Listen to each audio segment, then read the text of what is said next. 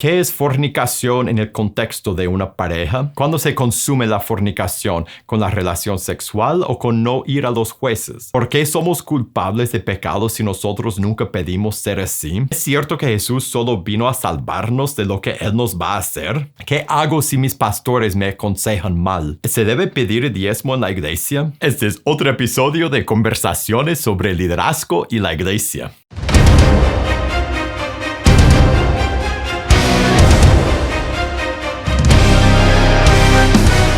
Hola, bienvenido a pazcondios.com. Mi nombre es Felipe y este es otro episodio de Conversaciones sobre liderazgo y la iglesia. En pazcondios.com nuestra misión es capacitar a líderes para equipar a la iglesia. Y si tú quieres ver todos los videos que publicamos, suscríbete a este canal y prende la campanita de notificaciones. Ahora, en este programa de Conversaciones sobre liderazgo y la iglesia, yo contesto las preguntas que me envían. Así que si tú tienes una pregunta de Dios o de la iglesia, de cómo empezar una iglesia, de liderazgo, de tu vida, de la Biblia, una pregunta de tema que sea, envíame tu pregunta a preguntas@pazcondios.com, preguntas@pazcondios.com para que podamos conversar de tu pregunta en un episodio en el futuro.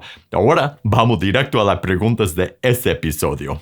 En otro episodio de Conversaciones, alguien dejó una pregunta. Lo mismo que tú puedes hacer. Si tú tienes una pregunta después de ver ese episodio, un comentario, puedes dejar un comentario abajo de este video. Pues en otro episodio, alguien dejó la pregunta, ¿qué es la fornicación en el contexto de una pareja? Y también preguntó, ¿cuándo se consume la fornicación? ¿Con la relación sexual o con no ir a los jueces? O sea, ¿cuándo en toda la vida de una pareja, o sea, desde que se ven, de que se conocen, que empiezan a hablar, que se agarran de la mano, que comparten besos, que comparten una cama, o después que comparten una casa, un hogar, o forman un hogar sin estar casados?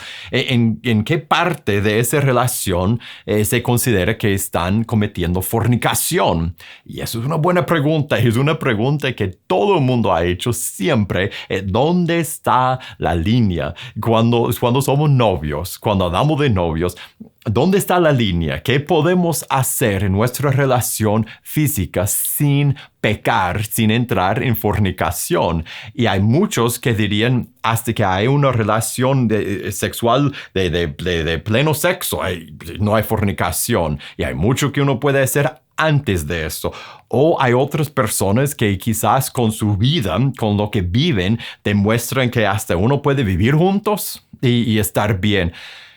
¿Dónde está la fornicación? ¿Qué es la fornicación? Jesús nos da una respuesta a esa pregunta. ¿Dónde está la impureza sexual? En Mateo capítulo 5, Jesús dijo en el verso 27, oyeron que fue dicho, no cometerán adulterio.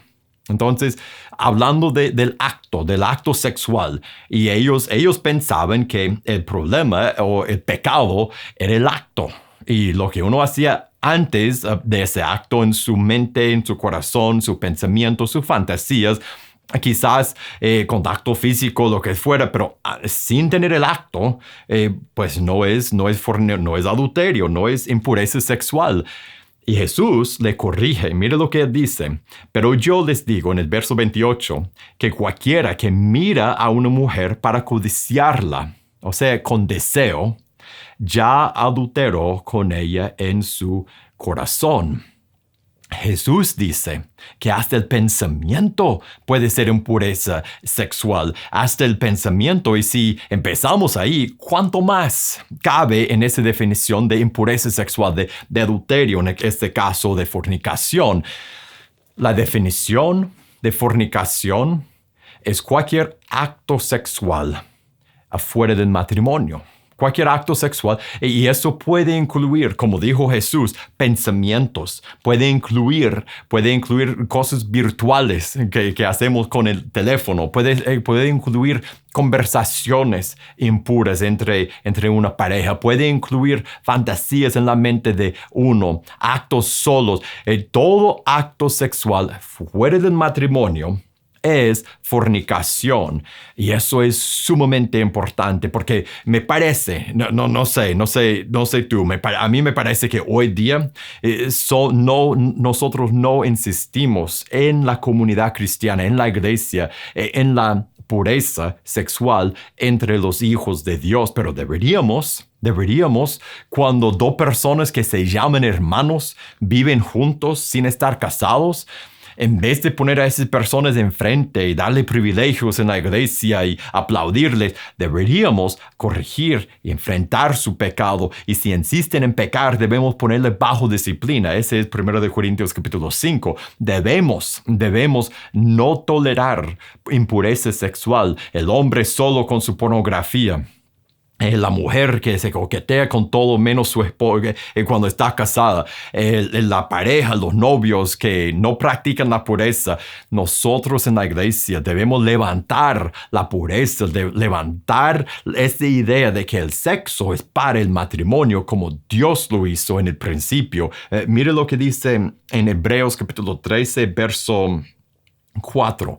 Honroso sea en todos el matrimonio y el lecho sin mancilla, pero a los fornicarios y a los adúlteros los juzgará Dios. Como pueblo de Dios, nosotros debemos vivir con una pureza absoluta y debemos confesar y corregir y exhortarnos mutuamente cuando vemos impureza en la vida de nuestros hermanos y en nuestra vida. Y debemos a no tener miedo de corregir y de poner bajo disciplina a personas que se llaman hermanos y que viven en fornicación. En un comentario en la conversación número 114, ¿puede un hijo de Dios decidir ser gay e irse a vivir en pareja? Alguien hizo un par de preguntas muy interesantes, muy importantes para nosotros. Y la primera de esas preguntas es, ¿por qué somos culpables si nosotros nunca pedimos ser así? ¿Por qué somos culpables? Y uno podría, yo sé que en el contexto de ese video, de esa pregunta, el comentario fue hecho en el contexto de un video sobre el homosexualismo. Pero uno podría hacer esa pregunta con cualquier pecado, cualquier inclinación que tiene. Si tiene inclinación hacia el alcohol, si tiene una inclinación hacia la fornicación con el mismo sexo, no con el mismo sexo, es el homosexualismo, sino con el sexo opuesto. Si tiene una inclinación hacia la mentira, o el enojo, o el robo, o el pecado que sea, nosotros todo bien podríamos decir, ¿por qué? Porque si yo soy así, porque si soy así, y yo nunca pedí ser así soy, ¿por qué me va a juzgar Dios por eso? Y te voy a llamar la atención a lo que dice Pablo, el apóstol Pablo en Romanos capítulo 1. Léalo, no podemos leer todo, te voy a dar un resumen, pero léelo todo en tu tiempo y estudia lo que el apóstol Pablo dice, porque él da la explicación. Y al final de la explicación empieza en el verso 18 y habla de la ira de Dios y la rebeldía de nosotros los seres humanos.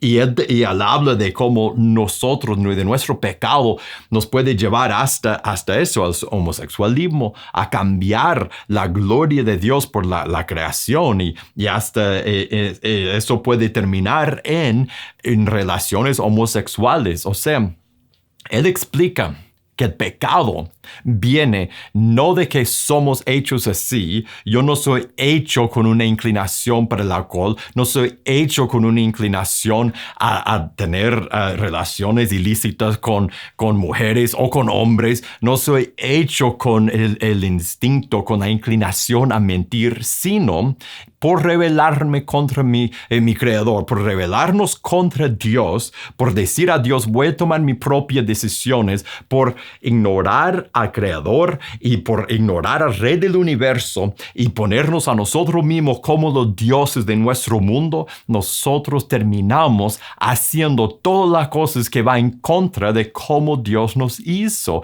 Él nos hizo en su imagen, Él nos hizo hombre y mujer en su imagen, Él nos hizo en su imagen. Dios es la verdad, Él habla la verdad, siempre dice la verdad. Dios es amor, Dios es justo, Todas las cosas que nosotros hacemos que no vienen de Dios, hasta el alcoholismo o la adicción a drogas, Él nos hizo para estar satisfechos en Él, no en esas cosas, en esas sustancias. Pero nosotros, por rebelarnos contra Él, por nuestra naturaleza pecaminosa, nosotros torcemos las buenas cosas que Él nos da y reemplazamos al Creador con su creación. Eso se llama idolatría. Y la idolatría reemplaza al Creador y también distorsiona la creación. Y nosotros, hechos en la imagen de Dios, ya no nos parecemos tanto a Dios, porque nosotros, por rebelarnos contra Él, nos portamos no como Dios, sino como nos da la gana. Y por hacerlo, nosotros terminamos siendo diferentes de como Dios nos hizo. Entonces, Dios no nos hizo para ser así. De la forma que del pecado, habla de pecado que quieras. Dios no nos hizo para ser así. Dios nos hizo para reflejarlo, para ser como Él. Y nosotros, por rebelarnos contra Él, por buscar nuestra satisfacción, nuestro placer y nuestra soberanía en nosotros mismos y en las cosas creadas, terminamos rebelándonos contra Él. Es nuestra culpa por nuestra rebeldía contra Dios, y el arrepentimiento al cual Dios ya nos llama para estar en una relación con Él. El arrepentimiento es llegar al momento, mentalmente llegar al momento de decir: ahora yo entiendo que mi rebeldía, las cosas que me llaman la atención vienen de mi rebeldía, no vienen de mi Creador, y Él me llama a someterme a Él y vivir en una relación en sumisión a Él y a su voluntad y en imitación de su Hijo, para que yo pueda ser la persona que Él me hizo hacer desde un principio. Para terminar, a final de Romanos capítulo 1, Él nombra cuando después de describir ese proceso de rebelarnos contra Él y reemplazarlo con la creación, Él nombra una gran variedad, todos los pecados en el mundo. Todos vienen de nuestra rebeldía contra Él, y ellos reemplazan a Dios en nuestro corazón y distorsionan a la imagen de Dios en nosotros. Pero Dios no nos hizo para ser así, y Dios no nos hizo de esa forma, con esas inclinaciones. Nosotros lo buscamos cuando nos rebelamos contra Él, y en Cristo Él nos puede restaurar a su imagen para que nosotros seamos personas conformadas a la imagen de nuestro Creador. Y la segunda pregunta que salió en ese comentario ¿es cierto que Jesús solo vino a salvarnos de lo que Él nos va a hacer? En otras palabras, si Dios nos va a salvar, si Jesús nos va a salvar del castigo que Él nos va a hacer, ¿qué sentido tiene eso? ¿Qué sentido tiene que Él nos imponga reglas y después Él nos imponga un castigo y después Él viene como el Salvador para rescatarnos de lo que Él mismo nos va a hacer? Esa pregunta tiene sentido si dejamos afuera la parte en todo eso en que Dios nos hizo, y Él es el Rey soberano de todo, y Él manda, y Él decide cómo van a ser las cosas, y Él nos hizo en su imagen para reflejar cómo es Él, para reflejarlo y para darle gloria. Nosotros, otra vez, el pasaje de Romanos 1 contesta esa pregunta también. Romanos 1 de 18 a 32. Nosotros, en vez de honrar a nuestro Creador, nosotros nos hemos rebelado contra Él.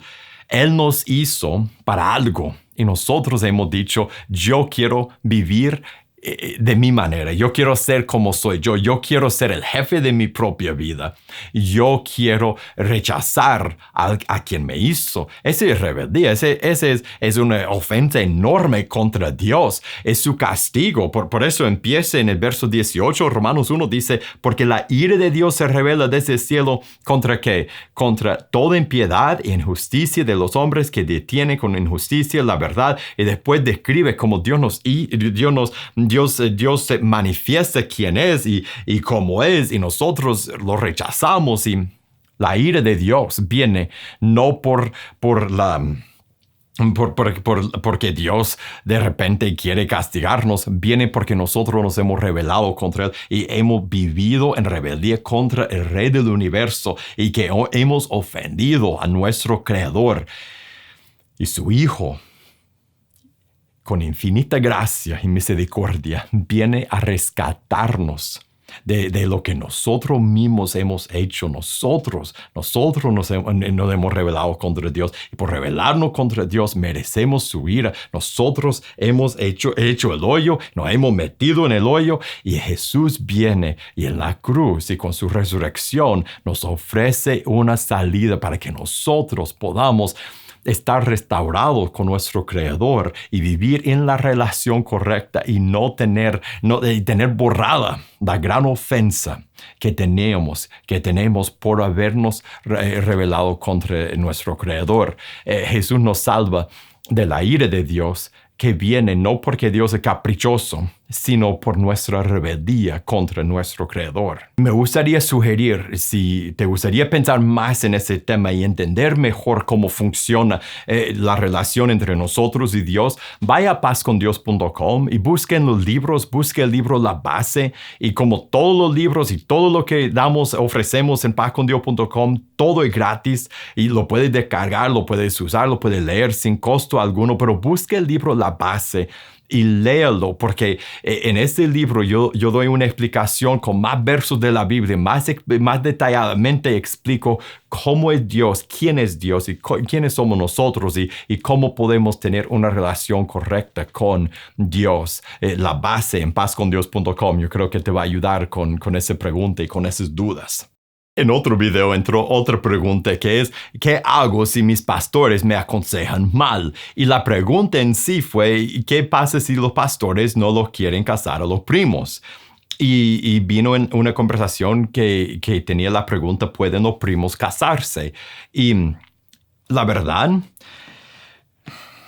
uno siempre puede hacer lo que le parezca. Si alguien quiere casarse y los pastores dicen no vamos a hacer esa ceremonia de boda, uno es libre. Uno puede ir a los jueces, al juez de paz, uno puede ir a sacar la licencia y en frente del juez, según la ley de su lugar, del país en donde vive, en el lugar en donde vive, puede contraer matrimonio con o sin la ayuda de un pastor. Ahora, el consejo que te daría es no descartes los consejos de tus guías espirituales, de tus pastores, de los ancianos de tu iglesia, de las personas que tienen la responsabilidad de guiarte y cuidarte. Si ellos están aconsejándote a no casarte, por la razón que sea, escucha sus consejos. No pongas su consejo a un lado y no pienses lo voy a hacer porque lo quiero hacer y la forma que sea, la fuerza lo voy a hacer. Escucha a tus líderes espirituales. Mira lo que dice la palabra de Dios en Hebreos capítulo 13, verso 17. Obedezcan a sus pastores y sujétense a ellos, porque ellos velan por sus almas, como quienes han de dar cuenta, para que lo hagan con alegría y no quejándose, porque eso no les es provechoso. Escuchen a tus pastores. No puedo contar. Yo creo que cada pastor puede compartir el mismo sentimiento y el mismo consejo en decir, no sabe cuántas veces he sentido guiado por el Espíritu Santo, he dado un consejo y en la persona, en vez de escuchar el consejo y no tomarlo como la palabra de Dios, hablamos de eso después, pero en vez de escuchar el consejo y comparar mi consejo con la palabra de Dios, siguieron con lo que iban a hacer de todas formas, con lo que ya habían decidido hacer. Y no siempre, pero muchas veces entran malas consecuencias por no escuchar la sabiduría de sus pastores, de sus líderes espirituales. Ahora, termina la pregunta después por decir, y si es por desconocimiento de las escrituras. O sea, ¿qué tal si los pastores te están guiando mal? Te están guiando de una forma que va en contra de la palabra de Dios. Pues, es cierto, al final de cuentas, Tú no vas a dar cuenta a tus pastores, tú vas a dar cuenta a Dios. Y al final de cuentas, Dios va a pedir cuentas a tus pastores por cómo ellos te guiaron y a ti por cómo tú, al final de cuentas, por cómo tú obedeciste a Dios. Tú tienes que seguir tu conciencia y la palabra de Dios sobre todo consejo, todo consejo humano, todo consejo hasta de líderes espirituales, pero muchas veces cuando yo no escucho a los consejos de mis líderes espirituales es porque yo ya he decidido lo que yo quiero y por no parar y escuchar y considerar y dejar que Dios quizás me guíe a través de los líderes que Él ha puesto en mi vida, no sigo la sabiduría que Dios quiere que yo siga. Entonces, mi consejo es escucha a tus pastores y en oración con la palabra de Dios, escucha el consejo de tu guía espiritual. Alguien preguntó, ¿se puede pedir diezmo en la iglesia? Y yo creo que en breve sí.